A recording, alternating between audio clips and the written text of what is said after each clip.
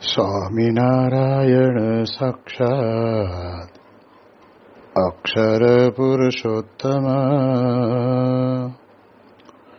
સર્વેભ્યઃ પરમં શાંતિં આનંદં સુખમર્પયેત. શ્રી સ્વામિનારાયણ ભગવાનની જય. શ્રી અક્ષર પુરુષોત્તમ મહારાજની જય.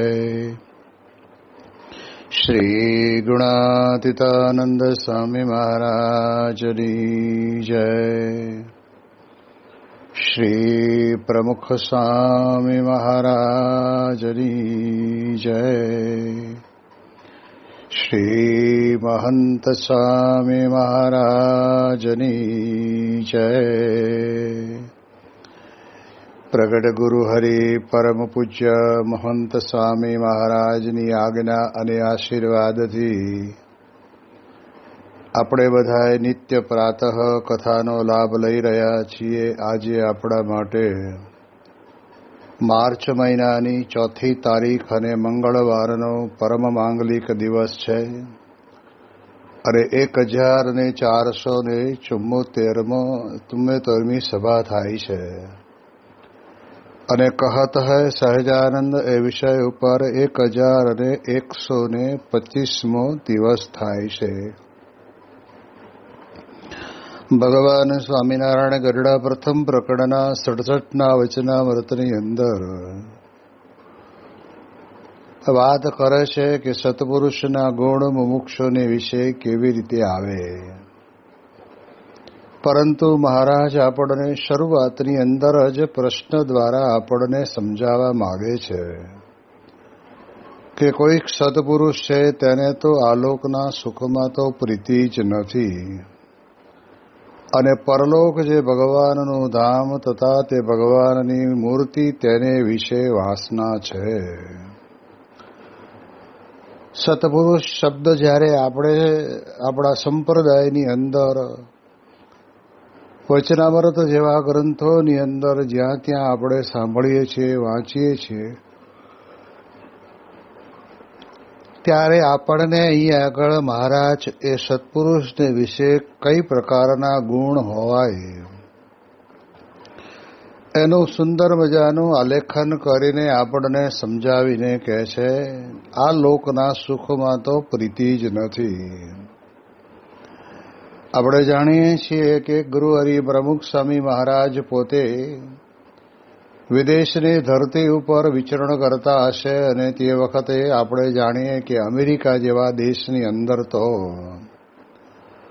રોડ, રસ્તા, પાણીની વ્યવસ્થા, ગટર વ્યવસ્થા, ટેલિકોમ્યુનિકેશનની વ્યવસ્થા બધું જ અદ્ભુત રીતે ત્યાં આગળ આપણને આપણા દેશ કરતાં ઘણું સારું લાગે. તેમ છતાં પણ તે વખતના સમયની અંદર પ્રમુખ સ્વામી મહારાજને પ્રશ્ન પૂછવામાં આવ્યો કે બાપા, તમને આ અમેરિકાનું સુખ કેવું લાગ્યું? ત્યારે જો એ પોતે અંતરથી સમજે છે અને જીવનની અંદર એવી રીતે પોતે વર્તે છે અને એટલે જ તે વખતે સ્વામીશ્રી પોતે ત્યાં આગળ એ યુવકોની સમક્ષ બાપાએ વાત કરી કે આમ જોવા જઈએ તો ગુણાતીતાનંદ સ્વામીએ કહ્યું છે ને કે કાક વિષ્ટા તુલ્ય.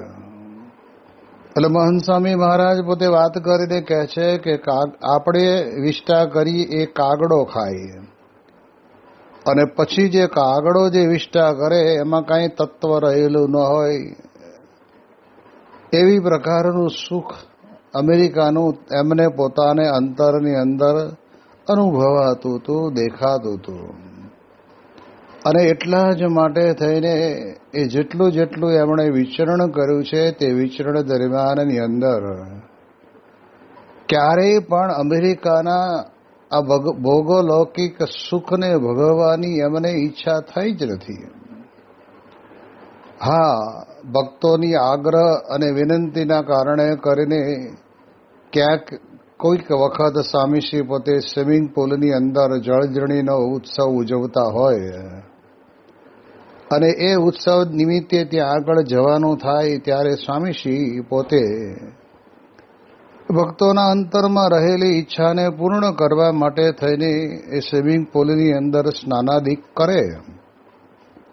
પરંતુ એમણે ભારત દેશ છોડીને જ્યારે અમેરિકામાં આવવાનું થયું છે ત્યારે એ આ પ્રકારે કોઈ આવા સરસ મજાના ઠંડા ગરમ જેવા પાણીની અંદર સ્વિમિંગ પુલમાં નાહવા માટે નથી નીકળ્યા, પણ તે ભક્તના મનોરથને પૂર્ણ કરવા માટે સ્નાનાદિક કરે, પણ ભગવાનને ભૂલીને નહીં. આ બહુ મહત્વની બાબત છે, આપણને સમજાય. પોતાના જીવનની અંદર એમણે તો એવું નક્કી જ કરી રાખેલું છે કે યથા દેહે તથા દેવે.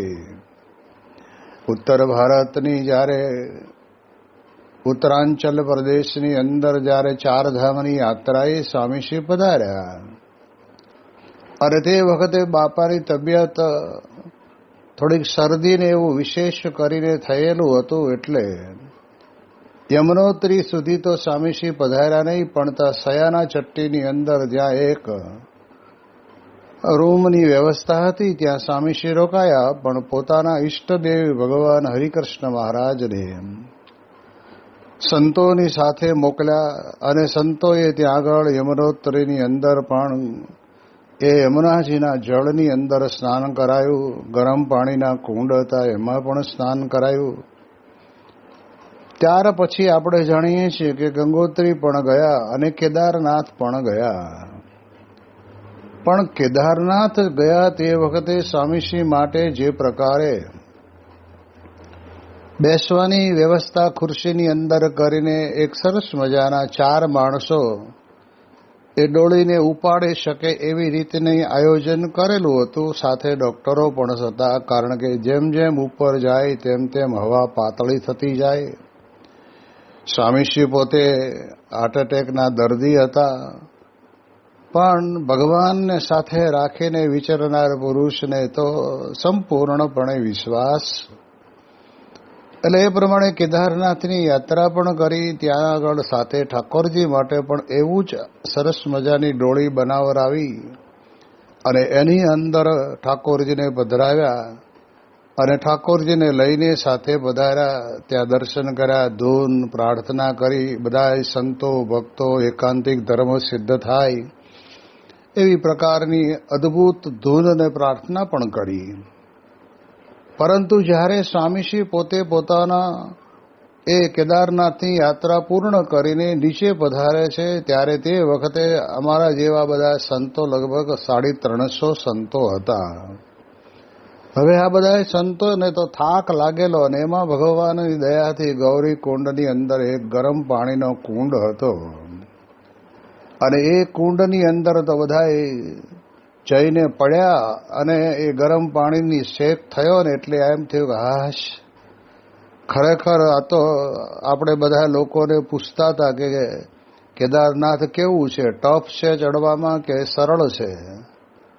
અને ત્યારે લોકો કહેતા કે આ કંઈ યમનોત્રી જેવું ટફ નથી, આ તો બહુ સરળ છે, પણ એને પણ વટી જાય એવી પ્રકારના ચડાવ અને ઢોળાવવાળા રસ્તાઓ, પથ્થરોને ગડગડિયા ગોઠવેલા માર્ગોની અંદર જવાનું. પણ જુવાન સંતોને બધાને તો શું છે કે જ્યારે એ વખતે યુવાનીના કારણે કરીને ચડી તો ગયા, ઉતરી પણ ગયા, પણ ઉતરતા જે થાક લાગ્યો ને, કારણ કે પગ પછડાય ને એટલે પિંડીની અંદર સરસ તે વખતના સમયની અંદર ખૂબ સારી રીતે થાક લાગે, દુખાવો થાય. અને એના કારણે કરીને પ્રમુખ સ્વામી મહારાજ તો પધારતા પહેલા સંતોએ તો એટલું બધું નાહી લીધું ને, અને ત્યાં કોઈક સંતો નાતા હશે અને ત્યારે બાપા પોતે પધાર્યા. ત્યારે સ્વામીને કહ્યું, બાપા આપે પધારો, કારણ કે આપ પણ ત્યાં આગળ જાત્રા કરીને આવ્યા છો એટલે થાક તો લાગ્યો જ હશે, કારણ કે ડોળીવાળા લઈને નીકળે એ તો 4 જણાના પગ એક હારે તો કંઈ ઉપડે નહીં. ખાડા ખડિયાવાળા રસ્તાની અંદર પણ થાક તો લાગે જ. અને ત્યારે પ્રમુખ સ્વામી મહારાજ પોતે ત્યાં પધારે છે ત્યારે જો એમને ભગવાનના સુખની અંતરની અંદર ખૂબ જ જબરજસ્ત તત્પરતા રહેલી છે અને એના કારણે કરીને પહેલું ભગવાનને સ્નાન કરાવવા માટે પોતે બિરાજમાન થયા. આંગળી બોળીને જોઈ લીધું કે પાણી કેવું ગરમ છે. થોડું વધારે પડતું ગરમ હતું એટલે પ્રમુખ સ્વામી મહારાજે વિચાર કર્યો કે આટલું બધું ગરમ પાણી ભગવાનને દજાડી દે, એટલે માટે થોડુંક ઠંડુ પાણી અંદર આવવા દો.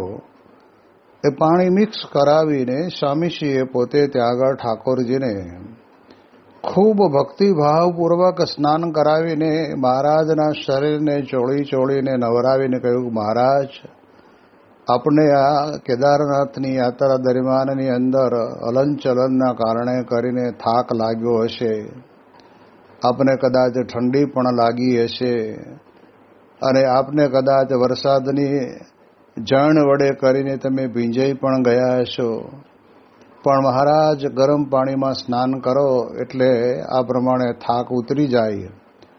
એમ પ્રમુખ સ્વામી મહારાજે પોતે ત્યાં આગળ હરિકૃષ્ણ મહારાજને ખૂબ પ્રેમથી સ્નાનાદિક કરાયું અને પછી પોતે એ પ્રસાદીના જળની અંદર પોતે પગ મૂકે છે અને બધા સંતોને માથે જળ ચડાવે છે.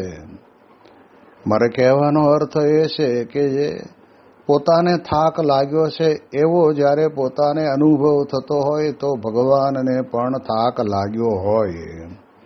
આ વાસ્તવિક છે. એટલે કોઈ સત્પુરુષ છે તેને આલોકના સુખની અંદર તો એ પ્રીતિ જ નથી, પણ પરલોક જે ભગવાનનું ધામ તથા ભગવાનની મૂર્તિ તેને વિશે વાસના છે. અને આપણે જાણીએ છીએ કે આ પ્રમાણે પ્રમુખ સ્વામી મહારાજે પોતે એ ચારધામ યાત્રા દરમિયાનની અંદર ઠાકોરજીનું ખૂબ ધ્યાન રાખ્યું.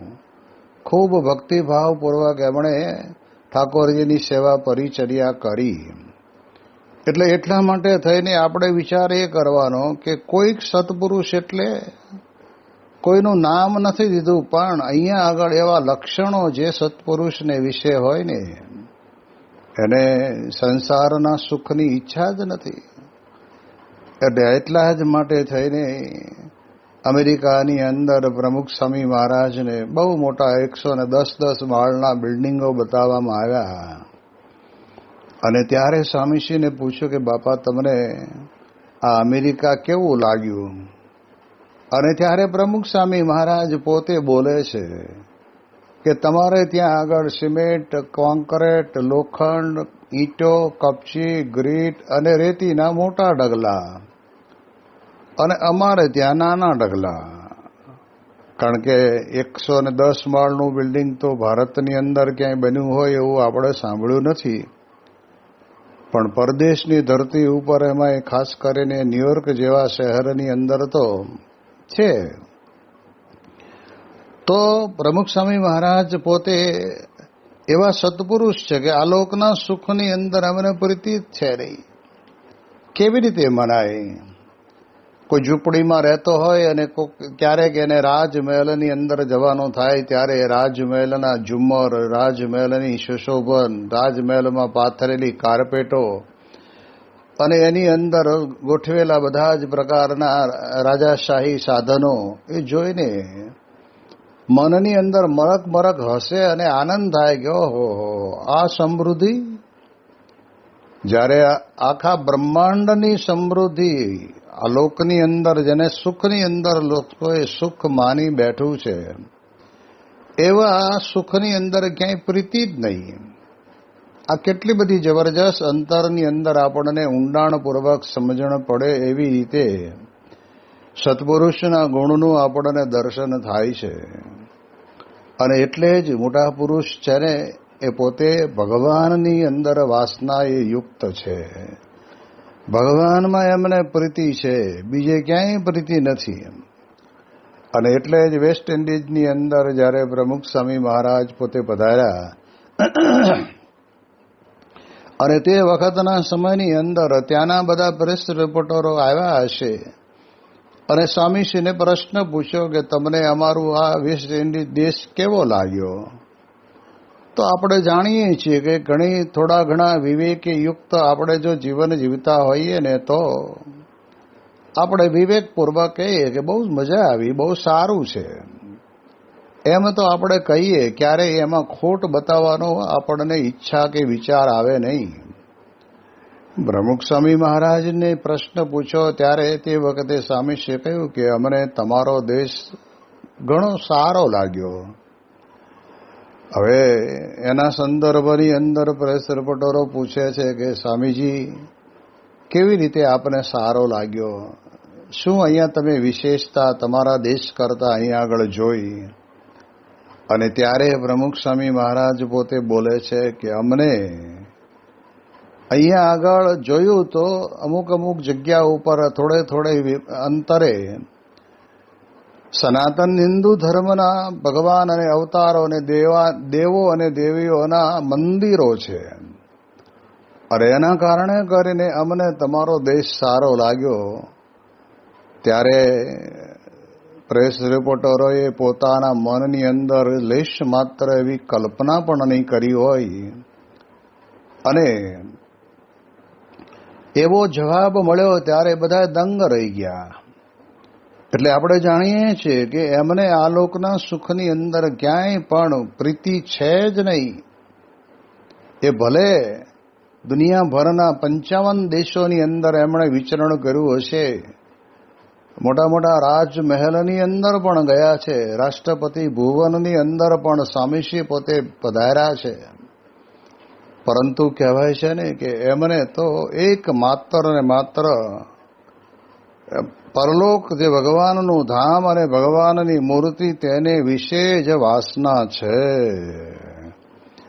આ વાસના એટલે આપણે સમજવા જેવી બાબત છે કે વાસના હંમેશને માટે આપણા જીવનમાં એ જેની હોય તેની વાસના આપણને સ્થિર થઈને રહે. જેમ કે આ લોકના પદાર્થની વાસના હોય તો એને મેળવ્યા વિના રહે જ નહીં. 12 મહિને દર વર્ષે દરેક કંપની, મોબાઈલ કંપનીઓ બધા જ જુદી જુદી પ્રકારના નંબર વાઇઝ એ મોબાઈલ ફોનને ઉદ્ઘાટન કરે છે, પરંતુ આપણે જાણીએ ને એ પ્રમાણે એ ઉદ્ઘાટન કરે એટલે આપણે ગયા વર્ષે લીધેલો કાઢી નાખીને આ વર્ષનું નવું મોડલ આપણે લઈએ. હવે આ લોકો શું કરતા હોય છે કે એની એ જ સિસ્ટમ તો બધી અંદર હોય, એકાદ વખત કંઈક થોડી ઘણી ફેરફાર કરી હોય, પરંતુ કહેવાય છે કે બધું એકનું એક સરખું જ અંદર હોય, પણ નવો નંબર નાખીને નવું મોડલ નંબર આપે એટલે લોકોને એમ થાય કે ચાલો જૂનું ગયું નવું લઈએ. એટલે આવા પદાર્થને વિશે પણ માણસ માત્રની અંતરની અંદર ઈચ્છા રહેતી હોય. જ્યારે પૂજ્ય ડૉક્ટર સ્વામી ઘણી વખત વાત કરે છે ને કે પ્રમુખ સ્વામી મહારાજ આવડી મોટી સંસ્થા ચલાવે છે, પણ અત્યાર સુધીના ઇતિહાસની અંદર પ્રમુખ સ્વામી મહારાજના નામનો પર્સનલ નંબર, મોબાઈલ નંબર કે પછી ફોન નંબર કોઈની પાસે આવ્યો નથી. તેમ છતાં પણ એ આ લોકના સુખની અંદર એ પોતે બરાબર કહેવાય છે કે ખેંચાઈ જતા નથી છતાં પણ ચાલે છે, અને તો પણ તાવડા મોટા વ્યવહારો કરતા રહ્યા છે. એટલે એટલા માટે આપણે વિચાર કરીએ તો આપણને ખબર પડે. તો આવું જે ભગવાનનું જે ધામ છે એ ધામ અને ભગવાનની મૂર્તિની વિશે જ વાસના છે. આ બહુ મહત્વનો મુદ્દો છે. સંસાર વ્યવહારિક ઉત્તમ પદાર્થની અંદર તો આપણને પ્રીતિ કદાચ ઓછી વધતી ક્યારેક થાય, સત્પુરુષને તો કાયમ માટે. એમને કોઈ દિવસ એવો વિચાર આવ્યો નથી. અમદાવાદથી પ્રમુખ સ્વામી મહારાજ પોતે ગાંધીનગરની અંદર ભગવાન સ્વામિનારાયણ સ્મારકનું રચના થતી હતી, એમાં મૂર્તિ કઈ અને કેવી પધરાવી એનું દાસબાબુ પોતે ત્યાં આગળ મૂર્તિની ત્યાં રચના કરતા હશે, અને એ જેને મોડલ જોવા માટે સ્વામીશ્રી પધાર્યા. અને તે વખતે અમે ગામડે ફરતા હતા ત્યારે અમારે ત્યાં આગળ યુટિલિટી નામનું વાહન અને એની અંદર પાછળ ડબ્બા જેવું બનાવેલું અને બેસીને વિચરણ કરતા હતા. એટલે અમને એમ તો ચાલો આપણે પણ ગાંધીનગર ભેગા ભેગા લાભ લઈ આવીએ.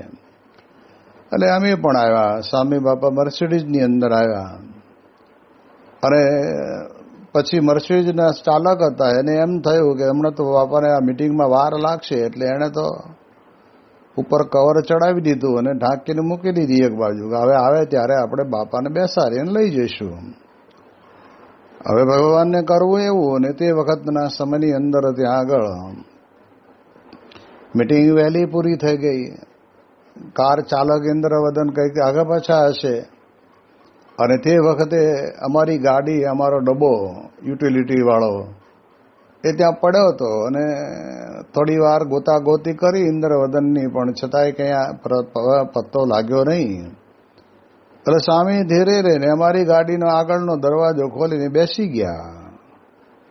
આપણે તો 4 પૈડા ફરે અને 4 પૈડામાં બેસીને સ્થાન ઉપર પહોંચવું એટલું જ છે ને. ત્યારે તે વખતના સમયની અંદર આપણે જાણીએ એ પ્રમાણે રામચંદ્રભાઈ બારોટના ઘરે જમવાનું હતું અને તે વખતે બાપા પોતે ત્યાં આગળ પધારે છે. ત્યારે 2-3 સ્વયંસેવકો હશે એટલે એમને ઊભા રાખેલા કે હવે સ્વામી બાપાને આવવાનો સમય થઈ ગયો છે, એટલે બાપાની મર્સિડીઝ આવે એને પહેલાં આવો ખખડધજ ડબ્બો આવ્યો. અને તે વખતે સ્વયંસેવકો ઊભા હતા. એને ખબર નહીં કે આગળ કોઈક સંત બેઠું છે, એટલે કે તમે સાઈડમાં લઈ લો, સાઈડમાં લઈ લો, બાપા હમણાં આવે છે માટે આ બાજુ ગાડી સાઈડમાં લઈ લો. 2-3 વખત કહ્યું હશે ને ત્યાં તો ગાડી ઊભી રહી અને સ્વામીશ્રી એમાંથી નીચેથી ઉપરથી નીચે ઉતર્યા. પણ પ્રમુખ સ્વામી મહારાજના મુખારવિંદની રેખામાં કોઈ પણ પ્રકારનો ફેરફાર થયેલો નહીં. મર્સિડીઝની અંદર બેસવા 2-3 વખત મને સ્વામીશ્રી ઉત્તર ગુજરાતની અંદર વધાર્યા અને ત્યારે લાભ મળ્યો. 1985ની અંદર સુવર્ણ તુલાનો મહોત્સવ પૂરો કરીને સ્વામીશ્રી ઉતારે પધારતા હતા. ત્યારે તે વખતે પણ સ્વામીએ જ સામેથી યાદ કરીને કહ્યું કે એને લઈ લો, કારણ કે ત્યાં જઈ અને ઠાકોરજીનો થાળની સેવા પાછી કરવાની છે ને, એટલે આપણે એને સાથે લઈ લો, એને આવતા વાર લાગશે. એટલે રોલ્સ રોયની અંદર બેસવાનો એ લાભ મળ્યો, પણ એનો પાવર અને કાંટો હજુ ઉતરે નહીં. કેવું કહેવાય, મારો ₹1નો સિક્કો એ રોલ્સ રોય ગાડીના એન્જિન ઉપર તમે મૂકો અને 1000 કે 10,000 કિલોમીટર ફરીને પાછા આવો ને તો સિક્કો ત્યાં પડ્યો. એટલું સાયલન્ટ એ એનું એન્જિન હોય. રોડ રસ્તા પણ સારા તો ખરા જ, પણ એ સિક્કો આઘો પાછો ન થઈ શકે એવી અદ્ભુત એન્જિનવાળી આ ગાડી રોલ્સ રોયની અંદર બેસવાનું મળેલું તો આપણને કાંટો ચડી જાય. 2-3 વખત જ્યારે ઉત્તર ગુજરાતની અંદર વિચરણમાં પધાર્યા ત્યારે સ્વામીએ જ સામેથી કહેલું તારે અમારી ભેગું રહેવાનું, એટલે ક્યાં જવાનું છે, શું છે, કેમ છે એ બધી ખબર પડે ને. એટલે ભૂમિયા તરીકે બેસવાનો લાભ મળેલો. પણ આપણે જાણીએ કે અમે તો એ ડબ્બાની અંદર ફરતા ને એટલે અમને એમ કે હા શું પણ બાકી મર્સિડીઝ ગાડીની સ્પીડ છે ને એ ગાડીની એ તમારે જમ્પ સરસ મજાના જમ્પર મારેલા હોય એટલે આપણને બહુ ખડાખડિયામાં ખબર પણ ન પડે.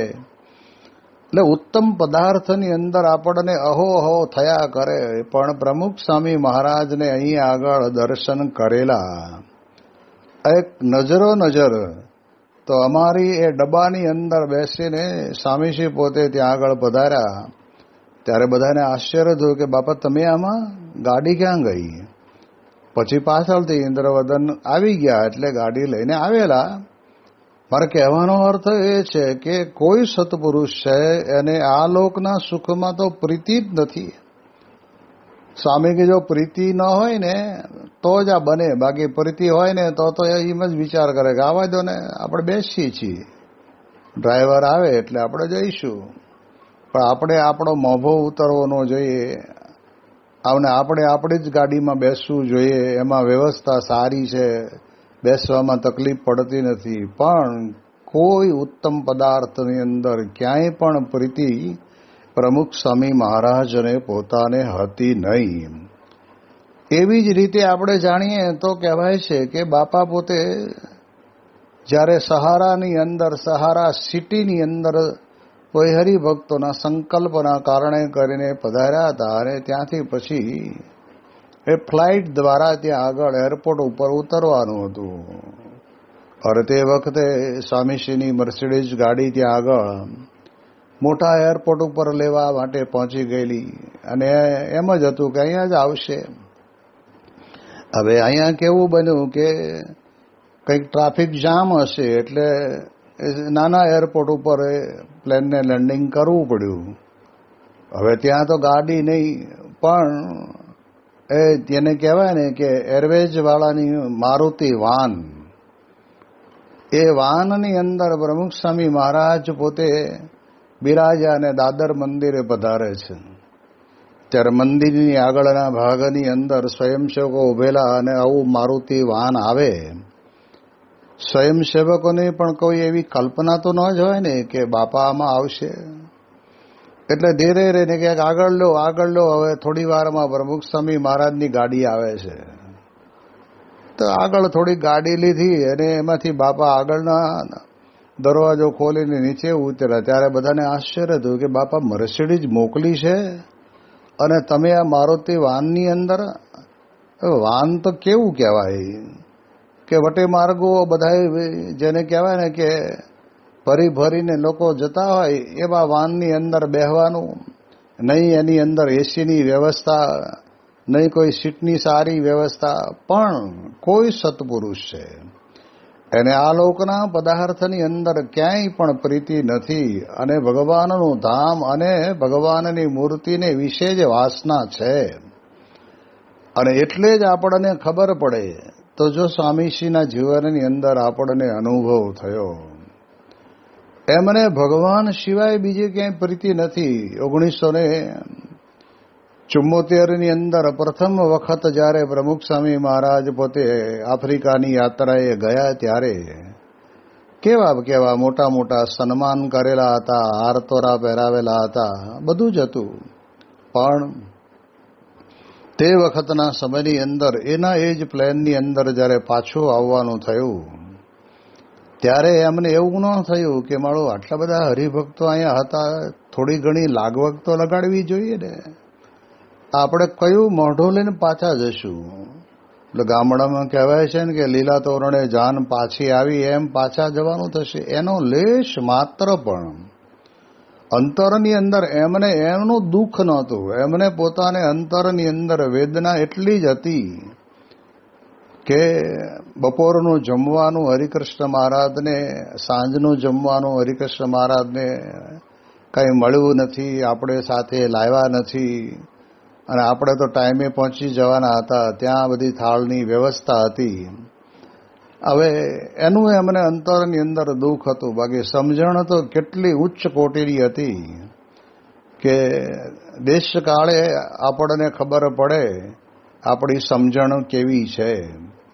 અને એમણે પોતે પછી આ વચનામૃત ઉપર આશીર્વાદ પણ લખી આપ્યા. મારે કહેવાનો અર્થ એ છે કે જો ગુણાતીત સત્પુરુષ છે ને એને આવી પ્રકારના અપમાનો થાય ને એની અંદર પણ એમને ક્યારેય પણ કોઈ દિવસ પણ આવો વિચાર આવતો નથી.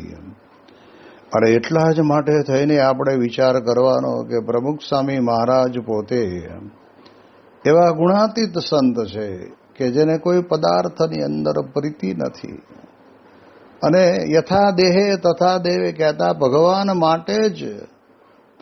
માટે જેટલું થાય એટલું બધું જ કરવાનું, પણ ભગવાનને ધરાવ્યા વિનાની એક તલના દાણા જેટલી પણ વસ્તુ એમણે ક્યારેય પોતાના મુખમાં મૂકી નથી. એ અનુભવ સિદ્ધ વાત છે. અને એમાં પણ એમને ક્યારેય એવા ઉત્તમ પદાર્થ જોઈને કે કનિષ્ઠ પદાર્થની અંદર એમ નથી થયું કે માળું મારી જોડે રહો છો અને મારી સેવા કરો છો, તમને એટલી તો ખબર પડવી જોઈએ ને મને શું ભાવે છે. એવો પણ વિચાર એમના અંતરની અંદર ક્યારેય આવ્યો નથી. ભગવાનના સુખની અંદર, ભગવાનની મૂર્તિના સુખની અંદર પોતે તરબતર બની જાય છે. અને એટલે જ પ્રમુખ સ્વામી મહારાજ પોતે જ્યાં જ્યાં એમણે વિચરણ કર્યું છે ત્યાં ત્યાં આગળ પ્રમાણે આ લોકની અંદર કોઈ દેશની વિશેષતા અથવા તો કોઈ દેશની અંદર રહેલી એની સગવડતાની આવી કોઈ વાત એમને બહુ વિસ્તારપૂર્વક અને રસાળ શૈલીમાં ક્યારેય કરી જ નથી.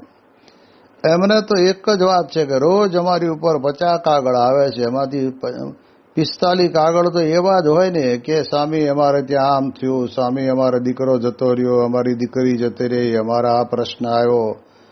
એવું સંસારનું દુઃખ જ લોકો રડતા હોય છે. તેમ છતાં પણ એમને ભક્તોને આશીર્વાદ આપીને એમને સાંત્વના આપતા હોય છે. તો આ પ્રકારે મોટા પુરુષના કોઈ અતિશય મોટા પુરુષના લક્ષણની વાત આપણને ભગવાને આ વચનામૃતમાં કરી એની વિશેષ વાતો આપણે આવતીકાલે કરીશું. શ્રી સ્વામિનારાયણ ભગવાનની જય.